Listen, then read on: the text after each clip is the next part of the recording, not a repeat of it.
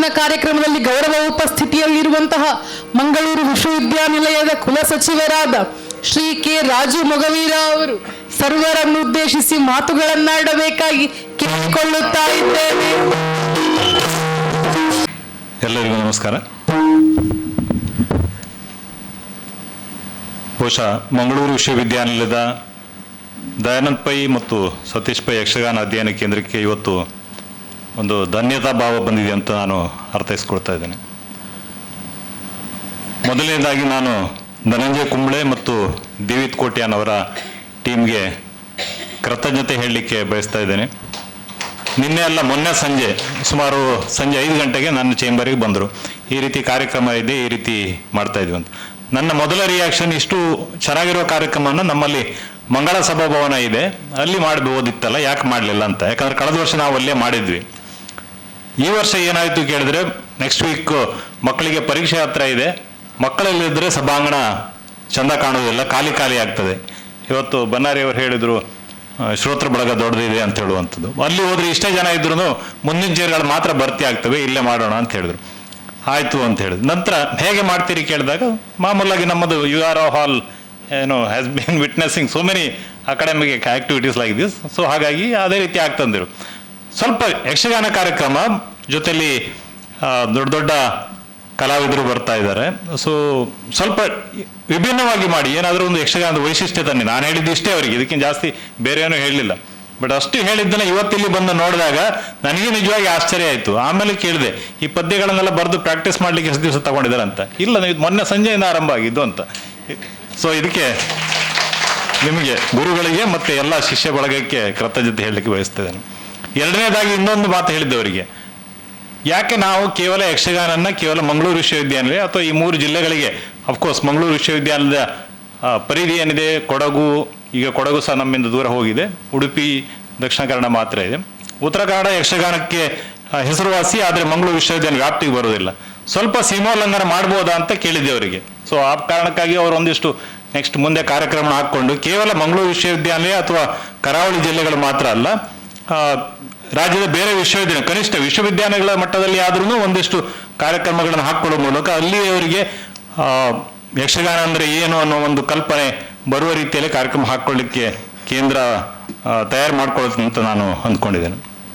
ಸ್ನೇಹಿತರೆ, ಅತಿರಥ ಮಹಾರಥರು ವೇದಿಕೆಯಲ್ಲಿದ್ದಾಗ ಮಾತಾಡೋದು ಕಷ್ಟ, ಜಾಸ್ತಿ ಬರುವುದಿಲ್ಲ. ವಿದ್ಯಾರ್ಥಿಗಳನ್ನು ಎದುರುಗೂಡಿಸ್ಕೊಂಡು ಮಾತಾಡೋದು ಸುಲಭ. ನಾನು ತಮ್ಮೆಲ್ಲರ ಮಾತುಗಳಿಗೆ ಬಹಳ ಮಾತುಗಳನ್ನು ಕೇಳಿದ್ದೇನೆ. ವಿದ್ಯಾರ್ಥಿಗಳಲ್ಲಿ ಇಲ್ಲಿ ಒಂದಿಬ್ಬರು ಸಂಶೋಧಕರು ಇದ್ದಾರಂತ ಭಾವಿಸ್ತೇನೆ. ಒಂದೇ ಒಂದು ಉದಾಹರಣೆ ಕೊಡಲಿಕ್ಕೆ ಬಯಸ್ತೇನೆ. ಬಹುಶಃ ಹಿಂದೊಂದು ಯಕ್ಷಗಾನದ ಯಾವುದೋ ಕಾರ್ಯಕ್ರಮದಲ್ಲಿ ನಾನು ಹೇಳಿದ್ದೆ, ಮತ್ತೆ ಬಂದು ಅದನ್ನು ಇಲ್ಲಿ ಹೇಳಲಿಕ್ಕೆ ಬಯಸ್ತಾ ಇದ್ದೇನೆ.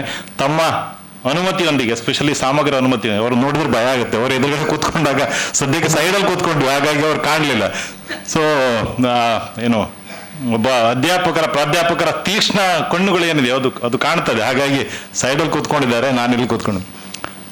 ನಾನು ಭರತನಾಟ್ಯ, ನಾನು ಕಥೆ ಹೇಳಿಕೊಟ್ಟಿದ್ದು, ವಿಷಯ ಹೇಳಿಕೊಟ್ಟಿದ್ದು ಭರತನಾಟ್ಯ.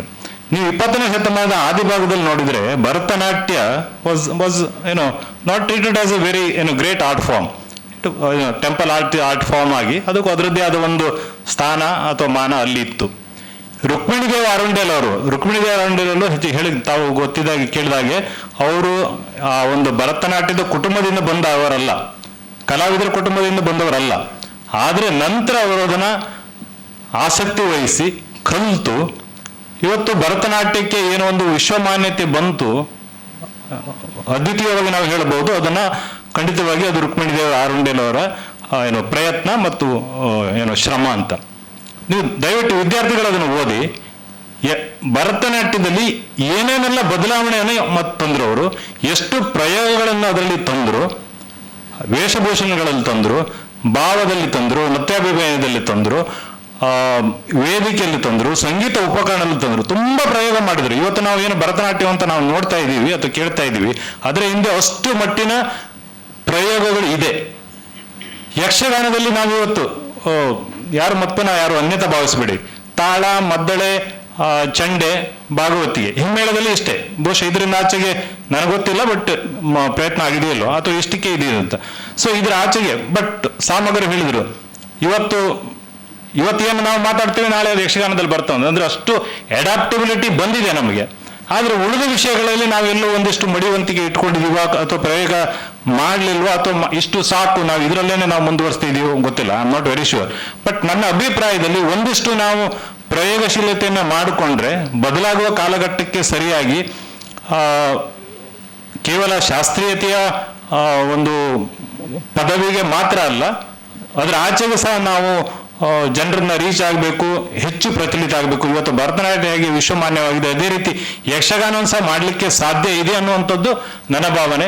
ಅದಕ್ಕೆ ತಕ್ಕ ಒಂದು ವೇದಿಕೆಯನ್ನು ನಮ್ಮ ವಿದ್ಯಾರ್ಥಿಗಳು ಸಂಶೋಧಕರು ಮಾಡಬಹುದು ಅಂತ ಹೇಳ್ತಾ ಮತ್ತೊಮ್ಮೆ ಎಲ್ಲ ಪ್ರಶಸ್ತಿ ಪಡೆದವರಿಗೆ ಅಭಿನಂದನೆಗಳನ್ನು ವಿಶ್ವವಿದ್ಯಾಲಯ ಪರವಾಗಿ ಹೇಳ್ತಾ ನನ್ನ ಮಾತುಗಳನ್ನು ಮುಗಿಸ್ತೇನೆ. ಧನ್ಯವಾದ.